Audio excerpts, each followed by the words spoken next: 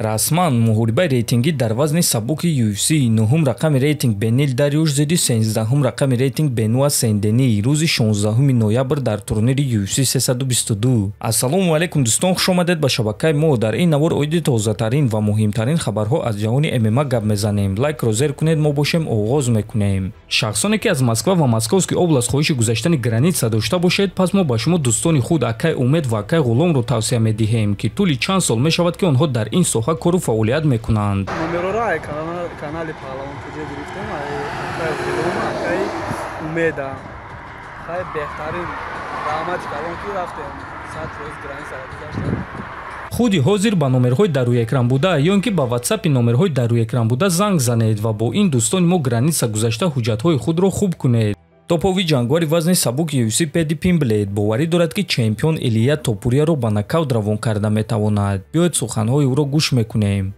чандин роҳҳо ҳаст ки ман Топурияро шикаст дода метавонам. ҳама фикр мекунанд ки дар стойка ман шанс надорам, лекин ман дида истодам ки чӣ гуна ӯро ба нокаут равон мекунам бо зарбаҳои пойҳо, зону ё ин ки оринҷи дастон. ман корҳои мекардаги Чарлз Оливейраро карданӣ нестам. бо ӯ ман муштзанӣ карданӣ нестам, чунки медонам ки ӯ муштзани хеле хуб аст. ман муштзании ӯро ва ҳамчунин худи ӯро ҳамчун ҷангвар эҳтиром мекунам, лекин ҳамин ки ман ба болои ӯ мебарам, ӯ аз замин дигар ба по хеста наметавонад. Топурия ҳолу ягон маротиба эҳсосотона ҷангидагӣ нест. ӯ доимо оромона ва бо таваҷҷӯҳ ба муҳориба мебарояд. аммо бошам аллакай дар сари ӯ ҷой гирифтагиам. барои ҳамин ӯ бо ман ба монанди дигарон намеҷангад. ӯ кӯшиш мекунад ки сари маро аз танам ҷудо кунад, лекин дар натиҷа худаш бесар мемонад, гуфтааст Пимблейд. ва дӯстон, чӣ гуна ки дар чанд навори худ гуфтагием, байни Топурия ва Пимблейд аллакай чанд сол аст ки душманӣ аст ва онҳо дар ҳақиқат якдигарро бад мебинанд ва як маротиба ҳатто каме занозанӣ низ карда буданд.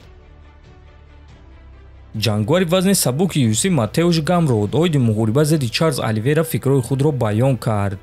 баъзе ҷанги ман ҷуҷитсо ва гӯштин аст. ин чизҳо дар хуни ман вуҷуд доранд. барои ҳамин ман омодаам ки бо ӯ дар замин хубозмоӣ кунам. боварӣ дорам ки дар замин моро муҳорибаи олиҷаноб интизор аст, чунки ман тамоман аз греплинги ӯ наметарсам. ман бо ӯ зарбазанӣ мекунам ва бо ӯ гӯштин мегирам. шуморо 5 раунди бениҳоят шавқовар интизор аст, лекин шояд ки тамоми 5 раунд ба мо дар кор намешавад. аммо дар ҳама ҳолат ин муҳорибаи бузург мешавад, гуфтааст Гамрот. хотиррасон мекунам ки муҳорибаи Матеуш Гамрот зидди Чарлз Оливейра рӯзи 12 октябр дар турнири UFC Fight Night дар Бразилия баргузор мегардад. аз аввал бо Чарлз бояд ки Рафаэл Физиев меҷангид, лекин ӯ осеб гирифт ва акнун ба ҷои ӯ Матеуш Гамрот мебарояд.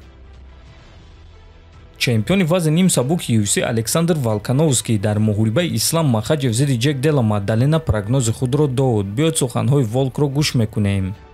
ба Ҷек баҳои кам додан дар кор нест. ӯ ҷангвари ҳақиқии вазни нимёна аст. Абилол Муҳаммад бошад гӯштингир ва греплер буд ва бинед ки Ҷек бо ӯ чӣ кор кард. дар стойка Ҷек ваҳшии ҳақиқӣ аст. боварӣ дорам ки баъди муҳориба зидди Билол Муҳаммад боварии ӯ дар гӯштин ва ҳимоя аз текдаунҳо боз ҳам зиёдтар шуд ва ӯ ба сатҳи тамоман дигар баромад. ӯ рақиби хеле вазнин мешавад. ман ният дорам ки пеш аз муҳориба бо ӯ тамрин гузаронам ва ба ӯ кӯмак кунам. Ҷек яроқи хеле хатарнок аст ва ман медонам ки ислам ӯро ҷиддӣ қабул мекунад. бокси Ҷек ва фишори ӯ олиҷаноб аст ва ман фикр мекунам ки ӯ аниқ фавран ғолиб шуда метавонад. ислам ҷангвари беҳтарин аст ва ӯ дар вазни нимёна барои бисёриҳо рақиби хеле вазнин мешавад. аммо ман фикр мекунам ки Мадалена ӯро манъ карда метавонад, гуфтааст Волк. ногуфта намонад ки Мадалена ба Волкановский барои муҳориба зидди ислам кӯмак карда буд ва акнун чӣ гуна ки мебинем Волкановский ният дорад ки ба Ҷек барои муҳориба зидди ислам кӯмак кунад ва худи Ҷек чанд маротиба гуфт ки аз ислам қасди Волкановскийро гирифтан мехоҳад ва ӯ ин корро карда метавонад ё не рӯзи 16 ноябр маълум мешавад. лекин шумо дӯстон метавонед дар комментария фикрҳои худро нависед ки оё Ҷек исламро манъ карда метавонад ё не. дар канали мо обуна шавед. то боздид. хонободу сарбаланд бошед.